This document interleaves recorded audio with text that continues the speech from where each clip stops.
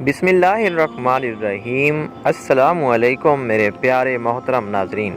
दोस्तों, आज की वीडियो में हम बात करने वाले हैं कि कबूतर के पाँव सुर्ख क्यों होते हैं। दोस्तों, आइए बताते हैं इस वीडियो में। तूफ़ान नूह गुजर जाने के बाद जब हज़रत नूह अलैहिस्सलाम की कश्ती जूदी पहाड़ पर पहुंचकर ठहर गई तो हज़रत नूह अलैहिस्सलाम ने रोए ज़मीन की खबर लाने के लिए कबूतर को भेजा। तो वो ज़मीन पर नहीं उतरा बल्कि मुल्क सबा से जैतून की एक पत्ती चोंच में लेकर आ गया।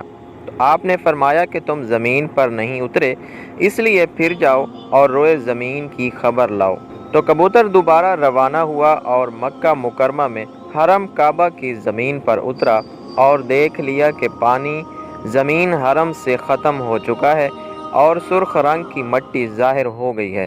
कबूतर के दोनों पाँव सुर्ख मट्टी से रंगीन हो गए और वो उसी हालत में हज़रत नूह अलैहिस्सलाम के पास वापस आ गया और अर्ज़ किया कि ए खुदा के पैगंबर, आप मेरे गले में एक खूबसूरत तौक अता फरमाइए और मेरे पाँव में सुर्ख हिजाब मुरहमत फरमाइए और मुझे ज़मीन हरम सकूनत का शर्फ अता फरमाइए।